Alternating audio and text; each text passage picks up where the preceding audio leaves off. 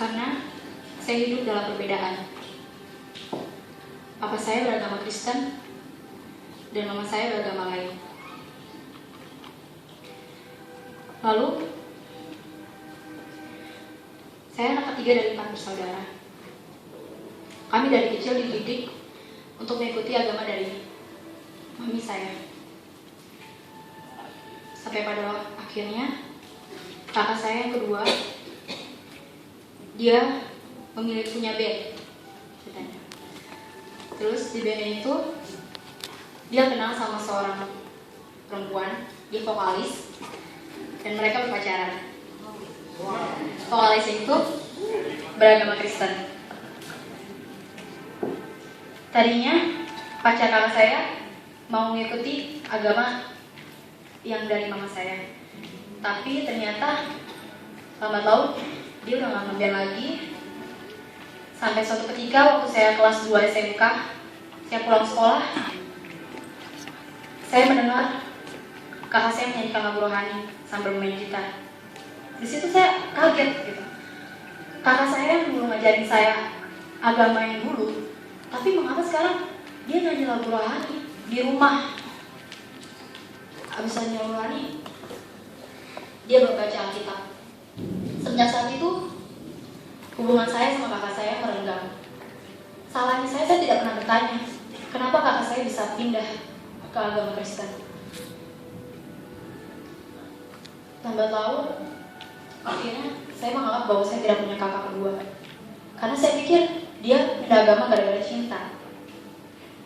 Lalu, sampai saya lulus SMK, baru kemarin, tahun 2012, saya tadinya tidak pernah berpikir untuk kuliah, apalagi di Gunadarma.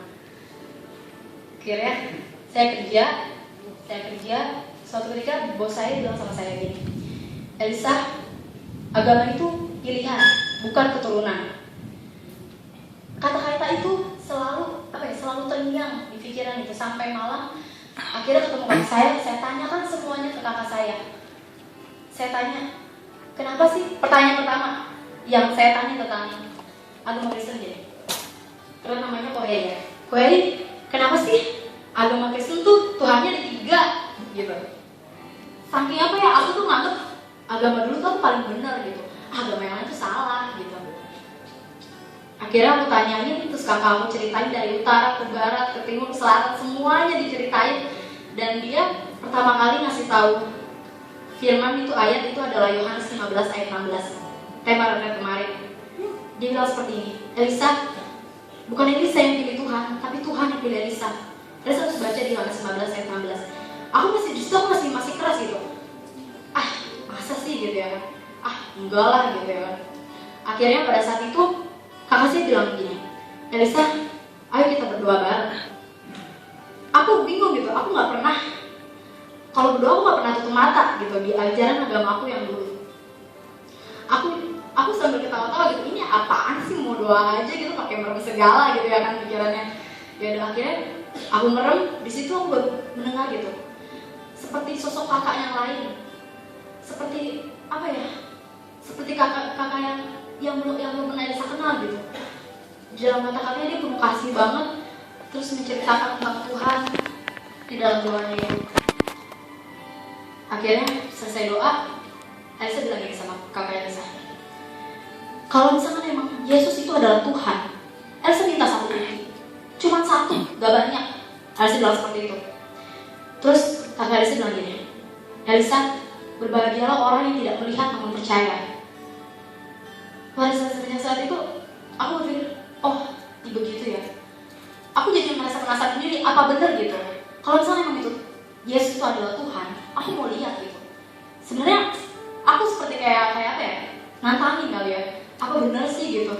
Akhirnya setelah saat itu sudah selesai berdoa, Elisa dimanja di kamar. Elisa berdoa sendiri, bilang seperti ini, Yesus, kalau misalkan Engkau adalah Tuhan, aku ingin 1 bukti. Entah apa Elisa karena masih keras gitu, pengen tahu gitu. Kalau orang kan kalau misalkan mau nyatain apa ya, kalau misalkan ada apa-apa gitu, kalau misalkan supaya nggak ragu itu kan harus ada buktinya kan, ada buktinya supaya kita tuh nggak ragu bener nggak gitu. Dan Elisa masih pengen bukti itu. Ternyata udah saya pas waktu hari Jumatnya, Elisa ikut ibadah pemulihan di gereja kakak. Elisa pertama kalinya menginjakkan kaki ke gereja. Terus Elisa cuma bisa diem. Terus bilang gini dalam hati, oh jadi gereja tuh kayak gini ya. Terus Elisa masuk, Elisa ikuti doa. Terus Elisa bingung, ini pakai bahasa apa lagi di sini? Bener-bener gitu. Nggak tahu itu bahasa apa dari mana gitu ya kan. Di situ Elisa lihatnya gitu, orang-orang pada berdoa. Entah ada yang pokoknya beda banget gitu, beda banget. Ternyata beda banget ya pokoknya dari yang dulu itu beda banget.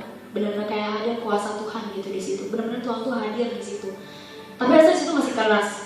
Saya pada akhirnya pulang ibadah pemulihan, pendetanya nyamperin Elisa. Kakak Elisa bilang begini, Pak, ini kenalin adik saya, Elisa. Terus Pak pendetanya bilang begini, namanya aja udah Elisa. Dia bilang seperti itu. Oh iya deh, gimana kamu Elisa sudah menerima Tuhan Yesus sebagai juru selamat? Di situ Elisa cuma senyum kayak senyum ngerendahin gitu ya kan. Apaan sih pendeta gitu ya kan. Saya bilang gini, Elisa geleng, saya bilang enggak. Elisa bilang seperti itu. Karena masih ngantuk, ya ampun, apaan sih gitu. Masih kekeh sampai lama, keras banget hati Elisa. Ya udah tuh, akhirnya kata pendetanya, ya udah, ayo mari kita berdoa. Kata pendetanya.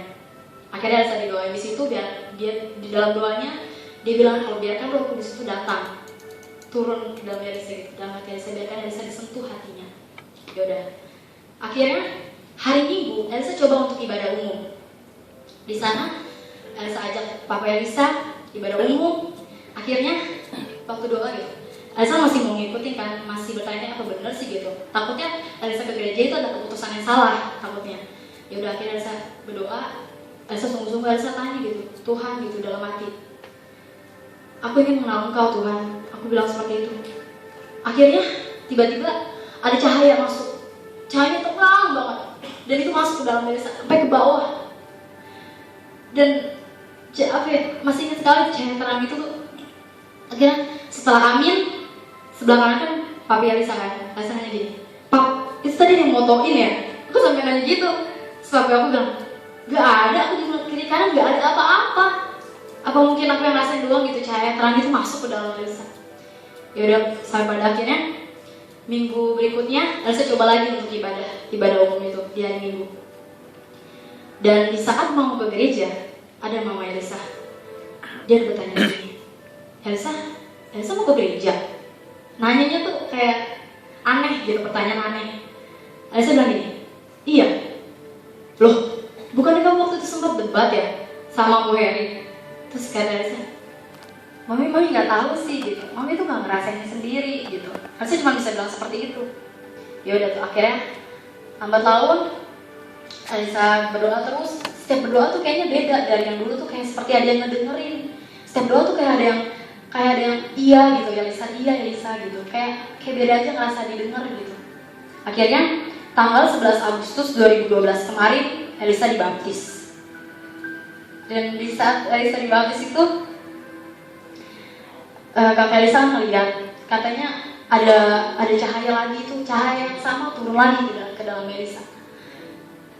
Dan di saat itu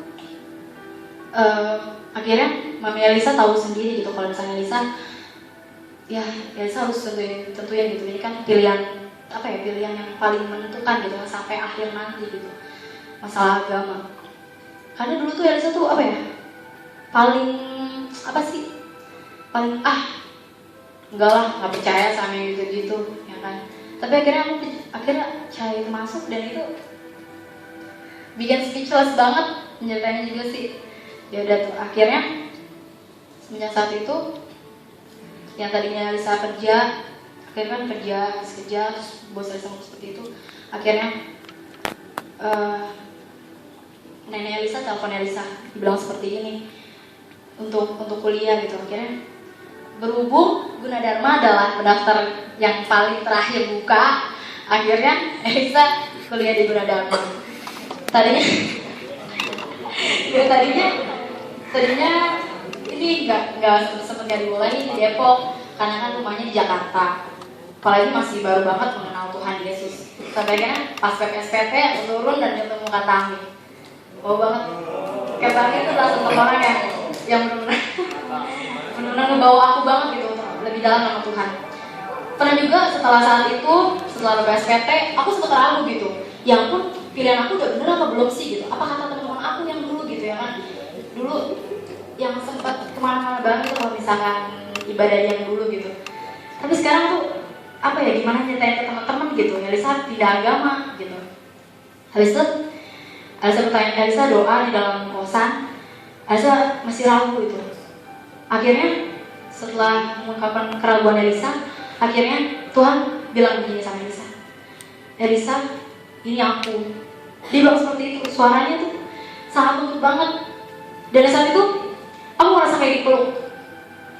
Pelukannya hangat banget gitu, kayak ada damai sejahtera tuh, kayak jangan takut gitu, kayak seolah tuh bilang jangan takut, ini aku gitu. Dan disitu Elisa nangis nggak tahu sampai berapa lama, tuh sampai sadar kali nggak tahu. Ya pokoknya ya. Dan sekarang Tuhan Yesus baik banget sama saya. Saya nggak bisa apa-apa, saya baru mengenal Tuhan Yesus, saya masih mau belajar, tapi dia angkat saya gitu untuk dapat menjadi pelayan Bunda Dharma. Itu sangat luar biasa banget.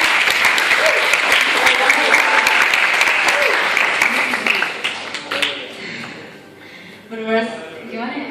Aku yakin gitu, setiap hati yang keras itu pasti bisa dilembutin sama Tuhan. Pokoknya di saat kalian mau mencari Tuhan, mau merasakan pelukannya, kalian tinggal minta. Tuhan selalu ada buat kalian dimanapun, di saat apapun gitu. Tuhan pasti memampukan kalian. Karena Tuhan kita sama, Tuhan Yesus.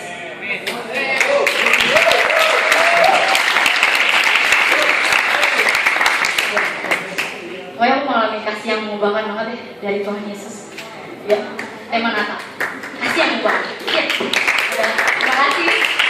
Semoga bisa menginspirasi. Terima kasih.